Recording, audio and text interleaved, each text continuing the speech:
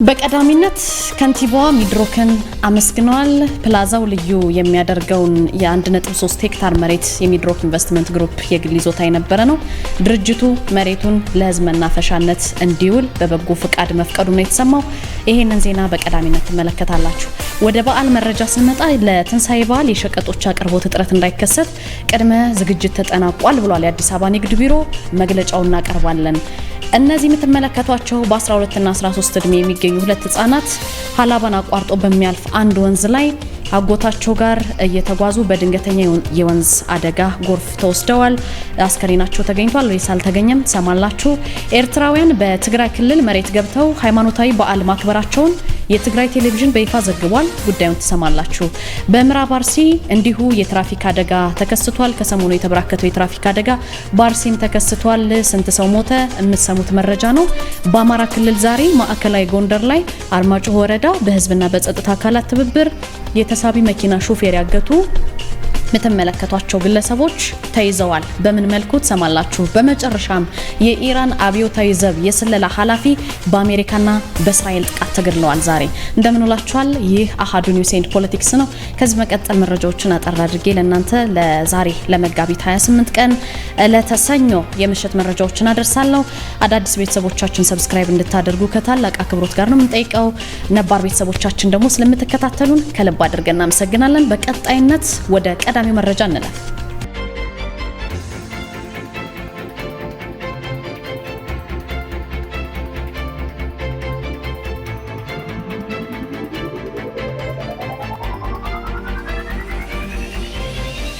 የከንቲባዋን መልእክት ስንሰማ የአዲስ አበባ ከተማ ከንቲባ ወይዘሮ አዳነች አቤቤ የከተማዋን ውበትና የነዋሪዎችን ማህበራዊ ትስስር ይበልጥ ያጠናክራል የተባለውን የሳር ቤት አካባቢ ፕላዛን ወይዘሮ አዳነች አቤቤና ከፍተኛ የስራ ኃላፊዎች ተመርቆ ለህዝቡ አገልግሎት ክፍት ሆኗል።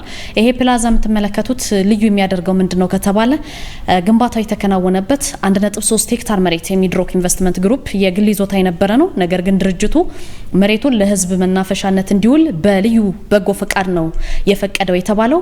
ባለቤትነቱ በሚድሮክ ኢንቨስትመንት ግሩፕ ነው የተገነባው። ስፋቱ 1.3 ሄክታር ነው። አላማው ደግሞ የነዋሪዎችን የኑሮ ጫና ማቅለልና ማህበራዊ መስተጋብርን ማጠናከር ነው የተባለው። ወይዘሮ አዳነች አቤቤ በምረቃው ስነ ስርዓት ላይ ያስተላለፉት መልእክትም የግል ሴክተሩ ከመንግስት ጋር ተቀናጅቶ ለከተማዋ እድገት እያሳየ ያለው ተነሳሽነት የሚደነቅ ነው።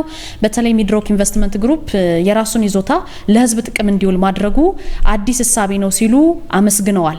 በከተማዋ የሚከናወኑ የልማት ስራዎችም ለሰው ልጅ ክብርና ጥቅም የሚሰጡ ናቸው።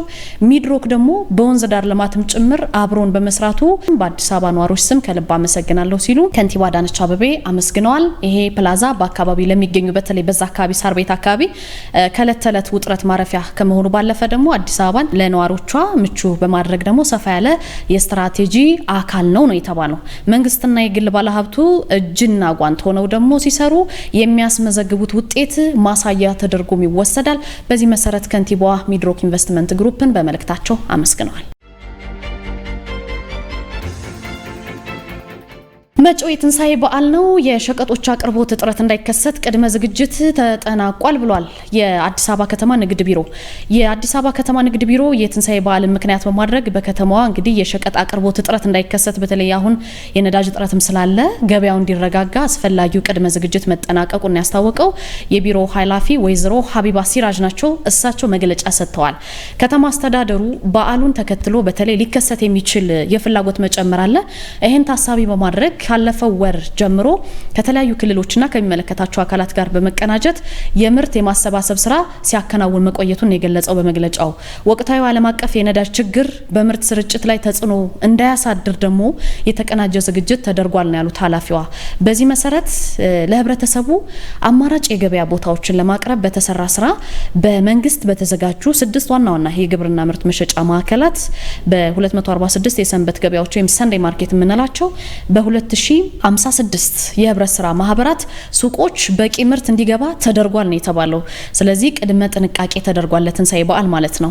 በተለይ መሰረታዊ ሸቀጦች እንደ ዘይት ያሉ በተለይ የኢንዱስትሪ ምርቶችን ለተጠቃሚው ለማድረስ ሰፊ የገበያ ትስስር መፈጠሩ ተገልጿል። የስጋ ምርትን በተመለከተ መልእክት ተላልፏል። ህብረተሰቡ በተመጣጣኝ ዋጋ እንዲያገኝ በህብረት ስራ ማህበራት በኩል 1 ኪሎ ስጋ በ650 ብር ብቻ እንዲቀርብ ተወስኗል። ከዚህ ጋር ተያይዞ በበዓሉ ወቅት የዋጋ ንረትና የንግድ ማጭበርበር እንዳይኖር ቢሮ በሁሉም የገበያ ማዕከላት፣ ባዛሮች፣ መደበኛ ሱቆች ላይ ቁጥጥር የሚደረግ ወይም የሚያደርግ ግብረ ኃይልም አሰማርቷል ንግድ ቢሮ። በዚህ መሰረት ያለ አግባብ የዋጋ ጭማሪ በሚያደርጉ ነጋዴዎች ላይ፣ በምርት ላይ ባዕድ ነገር የሚቀላቅሉ፣ በሚዛን የሚያጭበረብሩ ነጋዴዎች ላይ ጥብቅ ህጋዊ እርምጃ እንደሚወሰድ አስታውቋል። ህብረተሰቡ ራሱ የምርት እጥረት ሳያጋጥመው በዓሉን እንዲያከብር የሚያስችሉ እነዚህ የገበያ ማረጋጋት ስራዎችን ተጠናክረው እንደሚቀጥሉም ቢሮ በመግለጫው ገልጿል ማለት ነው።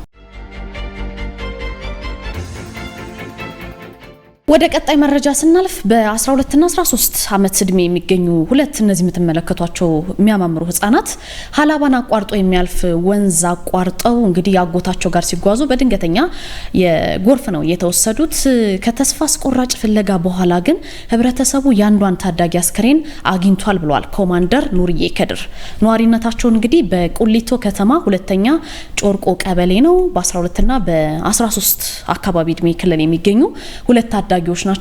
ሀላባን አቋርጦ የሚያልፍ ወንዝ አለ፣ ብላቴ ወንዝ ይባላል። ከወንዝ ማዶ ወደሚኖሩት አጎታቸው ጋር ሲጓዙ ነው ባላሰቡት መንገድ በድንገተኛ የወንዝ ጎርፍ እነዚህ የምታያቸው ህጻናት እንደተወሰዱ የማዕከላዊ ኢትዮጵያ ክልል ሀላባ ቁሊቶ ከተማ አስተዳደር ፖሊስ አዛዥ የሆኑት ኮማንደር ኑርዬ ከድር የገለጹት ለሀገር ውስጥ መገናኛ ብዙሃን። እሳቸው በሰጡት ቃል ምንድነው ያሉት? በሁለቱም ማዶ የሚኖሩ የአካባቢው ነዋሪዎች የታዳጊዎችን አስከሬን ለማግኘት ርብርብ ቢያደርጉም ለ2 ቀናት ግን አልተሳካም ነበረ። እንደውም ከአዲስ አበባ የዋና ባለሙያዎች እንዲመጡ ተደርጎ ፍለጋው ቢቀጥልም ተስፋ ቆርጠው ለመመለስ መገደዳቸውን ገልጸው ነበርና ተስፋ ያልቆረጠ የአካባቢ ነዋሪ ግን አስከሬናቸው እንዲገኝ ያላሳለሰ ጥረት ስላደረገ በክብር እንዲቀበሩ ወጣቶች 5 ቀናትን ከፈጀ በጣም እልህ አስጨራሽ ፍለጋ በኋላ ያንዷን ታዳጊ አስከሬን ማግኘታቸውን፣ ሌላኛዋን ታዳጊ ግን አሁንም በቃ እንደነበረው ሆኖ እንደቀጠለ የፖሊስ አዛዡ ኮማንደር ኑርዬ ከድር አስረድተዋል። ይህ አሳዛኝ ክስተት የአካባቢው ማህበረሰብ በከፍተኛ ሁኔታ ውስጥ የከተተ ነው፣ በሀዘን ውስጥ የከተተ ነው። በድጋሚም በበጋ ወራት የሚከሰቱ ድንገተኛ የጎርፍ አደጋዎች ላይ ጥንቃቄ እንዲደረግም ፖሊስ አዛዡ ጥሪ አቅርበዋል። በዚህ መሰረት በጎርፍ ከተወሰዱት 2 ህጻናት መካከል የአንደኛው አስከሬን ሊገኝ ችሏል ማለት ነው። ኤርትራውያን በትግራይ ክልል መሬት ገብተው ሃይማኖታዊ በዓል ማክበራቸውን የትግራይ ቴሌቪዥን በይፋ ዘግቧል። እንደ መንግስታዊ ቴሌቪዥን ጣቢያው ዘገባ ከሆነ ትላንትና እሁድ ዕለት በትግራይ ክልል ሰሜናዊ ምዕራብ ዞን ሽራሮ ከተማ የተደረገው ግንኙነት 700 ኤርትራውያን ተሳትፈውበታል ነው የተባለው። ኤርትራውያኑ እንግዲህ በሽራሮ ከተማ የሚከበረው የመድኃኔዓለምና የሆሳና በዓል ለመሳተፍ በአውቶቡስ ተጭነው መግባታቸውንም ቴሌቪዥን ጣቢያው ዘግቧል። በበዓሉ የትግራይና የኤርትራ የሃይማኖት አባቶችም ተገኝቷል ነው የተባለው። እንግዲህ ግንኙነቱ እስከ ዛሬ ሰኞ ቀጥሎ እንደሚውል ቴሌቪዥን ጣቢያው አክሎ ዘግቧል። በሌላ በኩል የትግራይ ክልል ጊዜያዊ አስተዳደር ፕሬዝዳንት ሌተናል ጄኔራል ታደሰ ወረደ ወደ አዲስ አበባ ማቅናታቸውንም ምንጮች አረጋግጧል ማለት ነው። ወደ ምዕራብ አርሲ ሄድን። የትራፊክ አደጋ ከሰሞኑ እናንተም እንደምትመለከቱት እኛም በተደጋጋሚ ዜናውን እንዳቀረብ ነው ከዚህ በፊት ሆኖ ሲያውቃል ወይ በሚባል ደረጃ ተደጋጋሚ የትራፊክ አደጋዎች በመዲናዋን በተለያዩ የክልል ከተሞችም እየተከሰቱ ናቸው። በምዕራብ አርሲም እንዲሁ የትራፊክ አደጋ ደርሶ የ3 ሰዎችን ህይወት ነው በቅጽበት የቀጠፈው። በምዕራብ አርሲ እንግዲህ መስቀሉ ሀርጮ የሚባል ቀበሌ ላይ ሰብስቤ ዋሻ የተባለ አካባቢ አለ። በዚህ አካባቢ በደረሰ የመኪና አደጋ የ3 ሰዎች ህይወት አልፏል ብሏል ፖሊስ።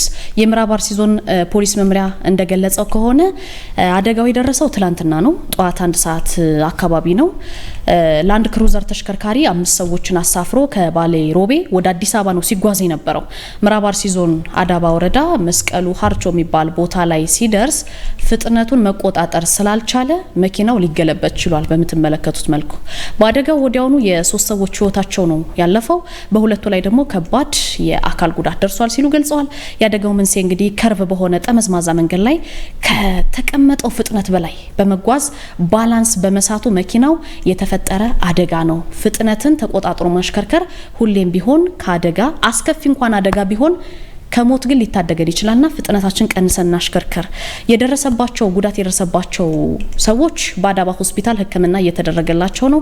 አሽከርካሪዎች መጪውን የትንሳኤ በዓል በተለይ ምክንያት በማድረግ በሚደረግ የትራንስፖርት ጉዞ ላይ የህዝብ ማመላለሻ አሽከርካሪዎች እንደ ሰብስቤ ዋሻ ተደጋጋሚ አደጋ የሚደርስበት ነው ተብሏል። ውድ ቤተሰቦቻችን ይህ አካባቢ ተደጋጋሚ አደጋ የሚደርስበት ቦታም ባይሆን እንደዚህ አይነት ጠመዝማዛና ከርቭ የሚበዛባቸው ቦታዎች ላይ ጥንቃቄ እንድታደርጉ መልእክት ተላልፎላችኋል። በዚህ መሰረት እንግዲህ ከፍጥነት ወሰን በላይ በማሽከርከሩ ምክንያት ይህ መኪና 3 ሰዎችን ህይወት ሊቀጥፍ ችሏል። ወደ አማራ ክልል ስንሄድ በአማራ ክልል ማዕከላዊ ጎንደር ዞን ላይ አርማጮ ወረዳ በህዝብና በጸጥታ አካላት ትብብር የተሳቢ መኪና ሹፌር ያገቱ እነዚህ የምትመለከቷቸው ሰዎች በምትመለከቱት መልኩ ተይዘዋል። ድርጊቱ በአማራ ክልል ማዕከላዊ ጎንደር አርማጮ ወረዳ ላይ ነው የተፈጸመው።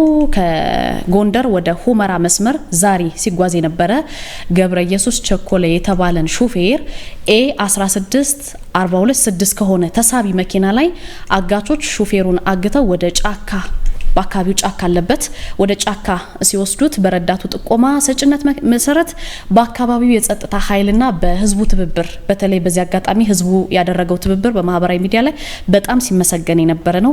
እገታ የሚፈጸምበት አካባቢ ነው የተባለው። በህዝቡ ትብብር ግን አጋቾችን በቁጥጥር ስር አውሏል ማለት ነው። አጋቾቹ ስማቸው ይለፍ ምህረትና አማረ መሰላል የተባሉ ናቸው። እነዚህ የምትመለከቷቸው 2 አጋቾች መረጃውና ምስሉን የወሰድነው ከላይ አርማጭሆ ወረዳ ነው። በዚህ መሰረት እነዚህ አጋቾች በህዝቡ ርብርብ ሊገኙ ችሏል ማለት ነው።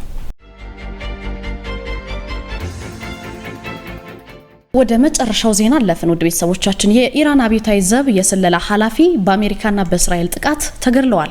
የአብዮታዊ ዘብ የስለላ ድርጅት ኃላፊው ሜጀር ጄኔራል ሰይድ መጂድ ካሚዲ መገደላቸው ተሰምቷል። እንግዲህ የዜና ወኪሎች የኢራን አብዮታዊ ዘብ መግለጫም እንደሚያሳየው ከሆነ የተገደሉት ጠዋት ነው። በአሜሪካ ጽዮናዊ የጠላት የሽብር ጥቃት ነው የተባለው። ስለ ጥቃቱ ተጨማሪ ዝርዝር መረጃዎችን ግን መግለጫው የሰጠው ነገር የለም። ባለፈው አመት እንደውም ጁን 15 2025 ላይ ለ12 ቀናት በዘለቀ የኢራን እስራኤል ጦርነት ወቅት በእስራኤል ጥቃት የተገደሉት የቀድሞ የስለላ መሪ መሐመድ ካዝሚን ተክተው ሃዲሚ ወደ ስልጣን መምጣታቸው የሚታወስ ነው። እንደ አውሮፓውያኑ አቆጣጠር በየካቲት ወር ገዳይ የሆኑ ጸረ መንግስት ተቃውሞዎች በኢራን መቀስቀሳቸውን ተከትሎ ሃዲሚ የዩናይትድ ስቴትስ ፕሬዚዳንት ዶናልድ ትራምፕን የውጭ ወታደራዊ ጣልቃ ገብነትን በማስፋፋት የኢራን ባለስልጣናት ላይ የታቀደ የግድያ ስትራቴጂ ሲሉ መክሰሳቸውም የሚታወስ ነውና ሃዲሚ በወቅቱ በመላው ኢራን በተቀሰቀሰ ተቃውሞ ከ10 በላይ የውጭ የስለላ አገልግሎቶች የእስራኤል የሳይበር ጦርነትና የስለላ ክፍል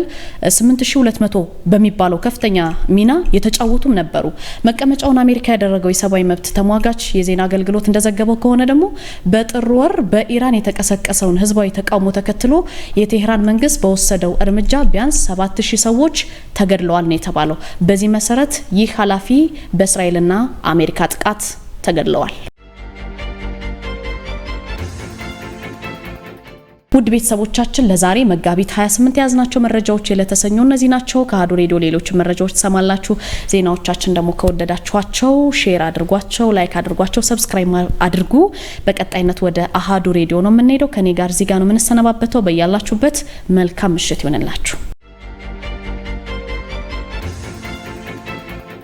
ሰላም ለእናንተ ይሁን ውድ ቤተሰቦቻችን፣ እንደምንስ ቆያችሁ? ይህ አሀዱ ሬዲዮ 94.3 ነው። ዓለም ስራ ዘውዱ ቴክኒኩ ላይ ያለች የህይወት ጌትነት ማለዳውን እያስፈጸመች እናንተን የውድ ቤተሰቦቻችን መልእክቶች እያስተናገደች አብራይ ትቆያለች። ክብሮም ወርቁ ልሳኑን እመራለሁ። አሁን አንኳር ዘገባዎቹን አስቀድማለሁ።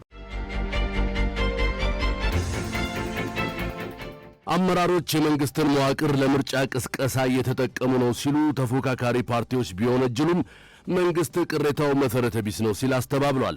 የታችኛው መዋቅር አመራሮችና ባለስልጣናት የመንግስትን መዋቅር ሀብትና ስልጣን ለገዢው ፓርቲ የምርጫ ቅስቀሳ ተግባር እያዋሉ ነው ሲሉ የኢትዮጵያ ሶሻል ዴሞክራሲ ፓርቲና የኢትዮጵያ ብሔራዊ አንድነት ፓርቲ ቅሬታ አቅርበዋል። መንግስት በበኩሉ የቀረበው ወቀሳ በማስረጃ ያልተደገፈና መሰረተ ቢስ ነው ሲል አስተባብሏል። ፓርቲዎቹ የወረዳና የቀበሌ አመራሮች እንዲሁም የመንግስት ተወካዮች ነዋሪዎችን ቤት ለቤትና በመስሪያ ቤታቸው ተዘዋውረው በሚቀሰቅሱበት ጊዜ በመሰረታዊ አገልግሎቶችና በጥቅማ ጥቅሞች ጫና እያሳደሩ ነው ሲሉ ለአሃዱ ሬዲዮ ተናግረዋል። ኢትዮጵያ ሶሻል ዴሞክራሲ ፓርቲ ተቀዳሚ ሊቀመንበር ዶክተር ራሄል ባፌ በሀገሪቱ ሁሉም አካባቢዎች የሚገኙ የመንግስት አመራሮች ነዋሪዎች የምርጫ ካርድ እንዲወስዱና ገዢውን ፓርቲ እንዲመርጡ እያስገደዱ ነው ብለዋል። ይህ አሰራር በምርጫው ተአማኒነትና ዴሞክራሲያዊነት ላይ ጫና ያሳድራል የሚል ስጋታቸውንም አጋርተዋል። ያው ይህንን እኮ አዲስ አበባ ውስጥ አይተናል። ፓርቲዎችን ተከታትለው እንደው በየእንትኑ ፕራክቲካሊ ወደ ክስ በዛ ልክ አልተገባም እንጂ አዲስ አበባ ላይ 1 2 3 የሚሆኑ ሰዎች እዛው የምርጫ ካርዱ በሚሰጥበት አካባቢ ሆነው የተመደቡ የሚመስሉ ሰዎች ብልጽግናን እንዲመርጡ የሚሉ ማስፈራሪያም የሚያደርጉ፣ አንዳንዶቹ ደግሞ ያቺን ካርድ ቁጥር ያለባትን ይዘው ሲወጡ እሷን ፎቶግራፍ በማንሳት ቁጥር ተይዟል አይነት ነገር። ያው ቴክኒካሊ የሚሰራ ነገር አይደለም፣ ግን በዚህ ቁጥር በኋላ ትያዛለህ ሌላ ብልጽግና ካልመረጥክ እንደማለት ነገር። በተመሳሳይ የኢትዮጵያ ብሔራዊ አንድነት ፓርቲ ሊቀመንበር አቶ ዘሪሁን ገብረ እግዚአብሔር የመንግስት ተወካዮች የምርጫ ካርድ ውሰዱ በሚል ቅስቀሳቸው ወቅት መራጮች ብልጽግናን እንዲመርጡ ቃል በማስገባት ላይ ናቸው ብለዋል። ቤት ለቤት መጥተው ሬሽን ካርድ የሌላቸው ተከራይ ያለው አይደለ፣ እነሱን ሁሉ ምረጡ፣ መታወቂያ እንሰጣችኋለን፣ ስኳር ሬሽን ድረዙ ብሎ አረንጓዴ እንትን ሰጡን አሉ። አረንጓዴ ሬሽን በኋላ ሄደን ዘይት ልናወጣ ስንል አይ አይደለም ከተመዘገብን በኋላ አሉ። ተመዝግበን ሄደን ይኸው ተመዝግበናል። ፖሊሶች ሁሉ ናቸው አሉ። በየቤቱ የሚመጡ ፖሊስ ጭምር ነው የሚቀሰቀሰው። እንግዲህ መለዮ የለበሰ ገለልተኛ ነው ይባላል። ሚሊሻው ይሄ ፖሊሱ፣ አስተዳደሩ ቤት ለቤት እያንኳኩ ስራ አጥ ከሆናችሁ ስራ አደራጅተን እንሰጣችኋለን፣ ብድር እንሰጣችኋለን ምናምን እያሉ በጣም ያስቸግሩናል ይላሉ። ከአዲስ አበባ ጀምሮ ሁሉም ቦታ ላይ ያለ ነው። የቁጫ ህዝብ ዴሞክራሲያዊ ፓርቲ አባልና የህዝብ ተወካዮች ምክር ቤት አባል ፕሮፌሰር ገነነ ገደቦ በበኩላቸው ማህበራዊ አገልግሎቶችና የመንግስት የልማት ስራዎች ከምርጫ ቅስቀሳ ጋር ተያይዘው ለፖለቲካ ዓላማ እየዋሉ መሆናቸውን በመጥቀስ ድርጊቱን ኮንነዋል። እኮ ነው ይሄ ይደረግላችኋል፣ ይሄን እናደርግላችኋለን፣ በቃ መደለል በጥቅም ማለት ነው።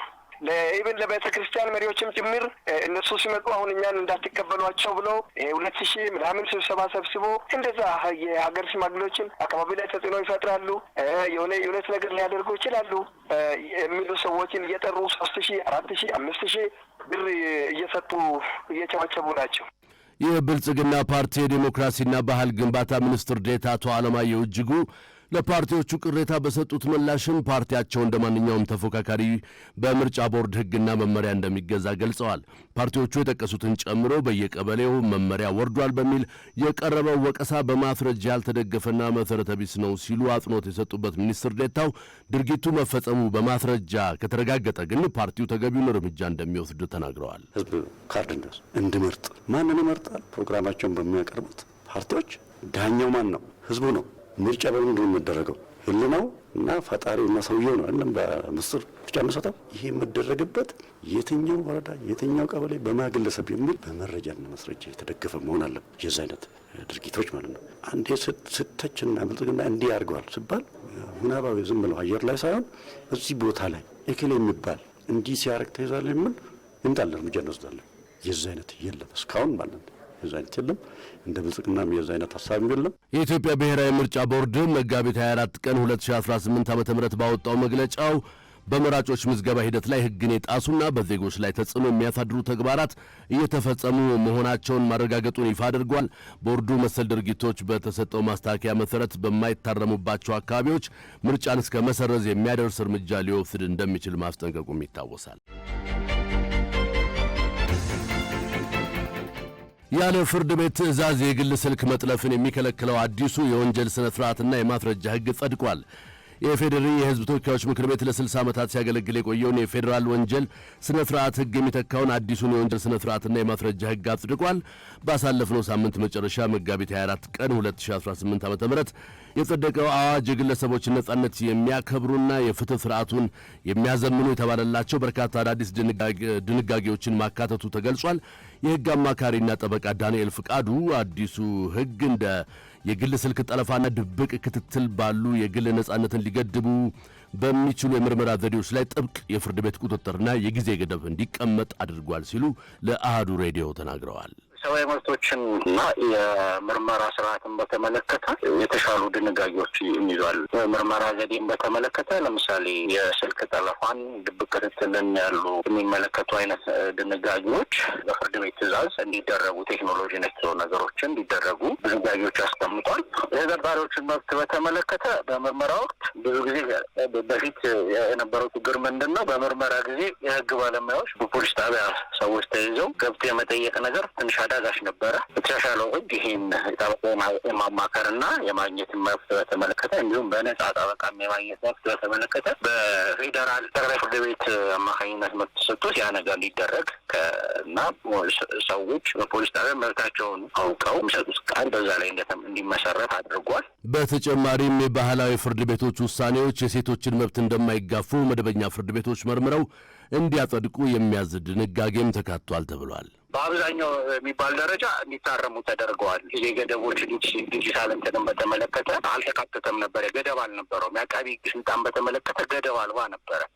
የባህላዊ ፍርድ ቤቶችን ስልጣን በተመለከተ ባህላዊ ስነስርዓት የሴቶችን መብት ሊጎዳ ይችላል አንዳንድ ጊዜ ከባህሉ አንጻር ማለት ነው። ያም በፍርድ ቤት ስልጣን ስር እንዲያልፍ ተደርጎ ፍርድ ቤት አይቶ ያ ባህላዊ ውሳኔና ስምምነት በወንጀል ላይ የሚፈጸመው ፍርድ ቤት አይቶ ህግን የማይጋፋ ከሆነና የሴቶችን መብት የማይጋፋ ከሆነ ብቻ እንዲያጸድቀው ተደርጓል። ስለዚህ የተለጠጡ የነበሩ ነገሮችን ወደ ማጥበቅ የተሄደበት አግባብ አለ። እነዚህ የነበሩ ትችቶቹ ወደ ማስተካከል የገቡ ናቸው። ሌላኛው የህግ ባለሙያ አቶ ጀንበር አብዶ በበኩላቸው ተጠርጣሪዎች በምርመራ ወቅት ለሚደርስባቸው አካላዊም ሆነ ስነ ልቦናዊ ጉዳት ካሳ የሚጠይቁበት ልዩ አሰራር እንደተዘረጋም ጠቁመዋል። አዲሱ የወንጀል ስነ ስርዓትና የማስረጃ ህግ አሻሽሏቸው ወይም ይዟቸው ከመጣ አዲስ ጽንሰ ሀሳቦች ውስጥ የካሳን ጉዳይ ነው። ተከሳሾች ወይም ተጠርጣሪዎች በምርመራ ሰዓት ተጨማሪ ምርመራ በሚደረግበት ሰዓት በመርማሪው አካል ይሁን በሌላ ግልጽ የሆነ ጉዳት ደርሶባቸው ያ የደረሰባቸው ጉዳት ሲረጋገጥ ካሳ የሚጠይቁበት የህግ አግባብ አዲስ ነገር ይዞ መጥተዋል። ከዚህ በፊት እንደዚህ አይነት አሰራር አልነበረም። ሌላ ዓለም ላይ ግን የተለመደ ነው። ለምሳሌ ጎረቤታችን ኬንያ የተያዝክበት እንኳን አይደለም ጉዳት ደርሶብህ የአንተ የተያዝክበት አግባብ የታሰርክበት አግባብ ህገወጥ ከሆነ እንኳን ካሳ አለ። ካሳ ስንል ያው የሞራል ካሳ አለ። አክቹዋል ደግሞ የደረሰብህን ማቴሪያል ዳሜጅ ደግሞ የምትካስበት አለ። የሞራል ካሳም የደረሰብህን ጉዳት ካሳ አለ። እኛ ጋር የሞራሉ ባይኖርም የደረሰብህን ጉዳት ካሳ ይከፈላል። ይሄንን አዲሱ ህግ ያመጣው ነው።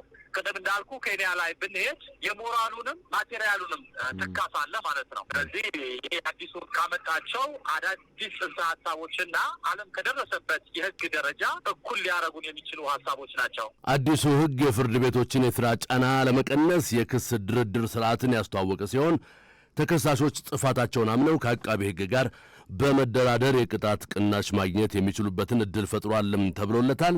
ተከሳሾች ጥፋታቸውን አምነው ከአቃቤ ህግ ጋር ተነጋግረው ክሱን የሚያቋርጡበት አሰራር ተፈጻሚ የሚሆነው ግን ዳኛው ተከሳሹ ድርድሩን ያደረገው በፈቃደኝነትና መብቱን ተረድቶ መሆኑን ሲያረጋግጥ ብቻ እንደሚሆንም ተገልጿል። የክስ ድርድር የሚባል ነገር አለ። አሁን በዛኛው የወንጀለኛ መቅጫ ስነ ስርዓት ያልነበረ መኖር ግን ያለበት ሌላ ዓለም ላይ ተሞክሮ የሚሰራበት ነው። የክስ ድርድር ስንል ወይም በእንግሊዝኛው ፕሊ ባርጌኒንግ ነው የምንለው ይህ ትልቅ ለውጥ ሲሆን አንድ ተጠርጣሪ ጥፋተኛነቱን አምኖ ከአቃቤ ህግ ጋር በመደራደር ቅጣቱ እንዲቀነስለት ወይም ክሱ እንዲቋረጥለት የሚያስችል ስነ ስርዓት በግልጽ ተቀምጧል በዚህ በስነ ስርዓት ህጉ ማለት ነው። ስለዚህ ይሄ አንድ መሰረታዊ ለውጥ ነው። በእርግጥ የወንጀለኛ መቅጫ ስነ ስርዓት ህጉ ባያካትተውም በጸረ ሙስና አዋጆች ላይ ግን ይሄ አለ። ከወንጀለኛው ጋር ባርጌን በማድረግ በመደራደር እውነታውን በመንገር የተመዘበረው ሀብት የደረሰውን ድርሻ በመመለስ ከክስ እንዲወጣ የሚደረግበት እዛ ጋር በሙስና ወንጀሎች ላይ ብቻ ነበር። በሌላው ላይ ግን በዚህ መልኩ በጥቅል በግልጽ አልተቀመጠም ነበር። በአጠቃላይ 228 ገጾችና 444 አንቀጾችን የያዘው ይህ ህግ ቀደም ሲል ተበታትነው የነበሩ የሥነ ሥርዓትና የማስረጃ ህግጋትን በአንድ ላይ ያጠቃሏል። ህጉ በከባድ ወንጀሎች ላይ መረጃ የሚሰጡ ምስክሮች የሚጠበቁበትን ማዕቀፍም የዘረጋ ሲሆን የተንቀሳቃሽ ምስል፣ የድምፅ፣ የማህበራዊ ትስስር ገጾችና የኮምፒውተር መረጃዎችን በክርክር ወቅት እንደ ቀዳሚ ማስረጃ መገልገል እንዲቻልም ህጋዊ እውቅና የሰጠ ነው። የአገር አቋራጭ ከባድ መኪና አሽከርካሪዎች የነዳጅ ኮታችን አነስተኛ መሆኑ ስራችንን አስተጓግሎብናል የሚል ቅሬታ አቀረቡ። በኢትዮጵያ የአገር አቋራጭ ትራንስፖርት አገልግሎት የሚሰጡ የከባድ መኪና አሽከርካሪዎች በኮታ የሚሰጣቸው የነዳጅ መጠን አነስተኛ በመሆኑ ጭነታቸውን በወቅቱ እንዳያደርሱና ከፍተኛ እንግልት እንዲደርስባቸው ማድረጉን የኢትዮጵያ የከባድ መኪና አሽከርካሪዎች ማህበር ነው ያስታወቀው። ማህበሩ መንግስት ለሀገር አቋራጭ አሽከርካሪዎች ቅድሚያ እንዲሰጣቸው ቢፈቅድም የአቅርቦቱ ማነስ ከስራው ባህሪ ጋር እንዳልተመጣጠነ ለአሃዱ ሬዲዮ ተናግረዋል። የማህበሩ ስራ አስፈጻሚ አቶ ውቤ ሰውነት እንደ ፈሳሽ ነዳጅና ማዳበሪያ ያሉ ስትራቴጂካዊ ጭነቶችን ከጅቡቲ ወደ አዲስ አበባ ለማጓጓዝ ህጉ በ4 ቀናት ውስጥ እንዲደርሱ ቢያዝም አሁን ባለው የነዳጅ እጥረት ግን ይህንን ማድረግ አልተቻለም ብለዋል። በተጨማሪም ለአንድ የከባድ መኪና የሚሰጠው የ200 ወይም 300 ሊትር ነዳጅ ፍጆታው ከሚጠይቀው በታች መሆኑ አሽከርካሪዎች መንገድ ላይ ለመቆም እንደሚገደዱ አብራርተዋል። የጫነውን ጭነት በወቅቱ ቦታው መድረስ አይችልም። ለምሳሌ አሁን ወደ ተግባር ስላልተቀየረ ምናልባትም ሰሞኑን ችልታ ብሎ የተቀጣ ሰው ባይኖርም አውቶቦቲ ወይም የፈሳሽ አሽከርካሪዎች ቀን ተሰጥቷቸዋል። ለምሳሌ አዲስ አበባን ብናነሳ ከጅቡቲ አዲስ አበባ በ4 ቀን ነው መድረስ አለበት ተብሎ የተወሰነለት፣ ግን 4 ቀን አንድ ማደያ ለመቅዳት ይቆማል። ነዳጅ ስለጫነ ነዳጁን እሱ አይጠቀመው። ስለዚህ እሱን ተሰልፎን የሚቀዳ በእርግጥ አሁን ቅድሚያ እንዲሰጣቸው ቅድሚያ ብሎ መንግስት እንትን ብሏል። እሱ አንዱ ነገር ነው። ሌላ ማዳበሪያ የጫነው መኪና ሄዶ ማዳበሪያው የሚዘራበት ቦታ ላይ መድረስ አይችልም። አንድ እሱ ነው፣ መድረስ አይችልም መጀመሪያው። ሁለተኛው ነገር ምንድነው? በየወረዳዎች ምንም አይነት ነዳጅ የለም። አለበት ላይ በሪዘርቭ ነዳጅ ታንከር ይዞ ካልሄደ ያ መኪና እሄደበት ነው የሚቀር፣ አይመለስም። ለምን? ወረዳዎች የሚያራግፈው ወረዳዎች ላይ ነው። ወረዳዎች ላይ ደግሞ ነዳጅ የለም። ተጨማሪ የነዳጅ ማጠራቀሚያ ያላቸው መኪኖች እንዲያወርዱ መደረጉ ችግሩን ይበልጥ እንዳባባሰው ተጠቁሟል።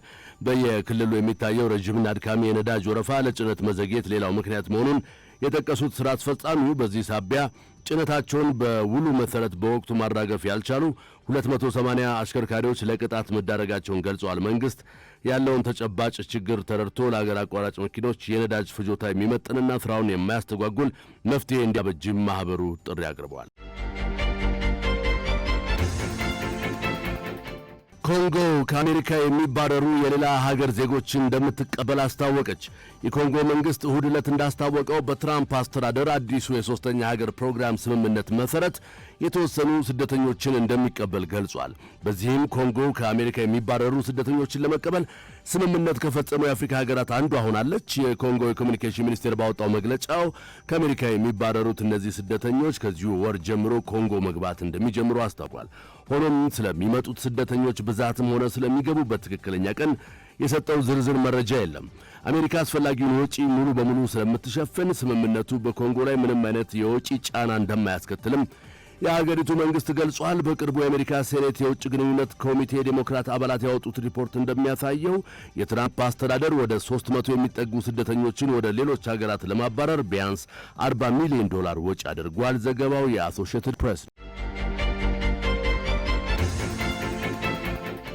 ኢራን ካሳ እስክታገኝ ድረስ የሆርሙዝ የባህር መስመር ዝግ ሆኖ ይቀጥላል ሲሉ አንድ የኢራን ባለስልጣን ተናገሩ።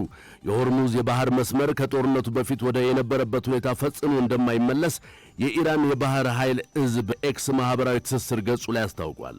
የኢራን አብዮታዊ ዘብ የባህር ኃይል በአሁኑ ወቅት በፋርስ ባህረ ሰላጤ አዲስ ስርዓት ለመዘርጋት ተግባራዊ ዝግጅቶችን እያጠናቀቀ መሆኑን ገልጾ የባህር መስመሩ በተለይም ለአሜሪካና ለእስራኤል በዘላቂነት ይቀየራል ብለዋል። የአሜሪካው ፕሬዚዳንት ዶናልድ ትራምፕ የባህር መስመሩ እንዲከፈት ያቀረቡትን ማስፈራሪያና የጊዜ ገደብ ተከትሎ በኢራን ፕሬዚዳንት ጽህፈት ቤት የኮሚኒኬሽን ምክትል ኃላፊ ሰይድ መሐመድ መህዲ የሀገራቸውን እቅድ ይፋ አድርገዋል። ኃላፊው በኤክስ ገጻቸው ባሰፈሩት ጽሑፍ ትራምፕ በከፍተኛ ተስፋ መቁረጥ ምክንያት ወደ ጸያፍ ቃላትና ንዴት ማምራታቸውን በመግለጽ የባህር መስመሩ መልሶ የሚከፈተው በጦርነቱ ለደረሰው ጉዳት ከመርከቦች መተላለፊያ ክፍያ ገቢ ላይ ሙሉ በሙሉ ካሳ ሲከፈልበት ብቻ ነው ብለዋል። ኢራን በአሁኑ ወቅት የተመረጡ መርከቦች በባህር መስመሩ እንዲያልፉ እየፈቀደች ስትሆን ለዚህም አንዳንድ መርከቦችን ከፍተኛ ክፍያ እያስከፈለች ትገኛለች ሲል የዘገበው ደግሞ ኢየሩሳሌም ፖስት ነው።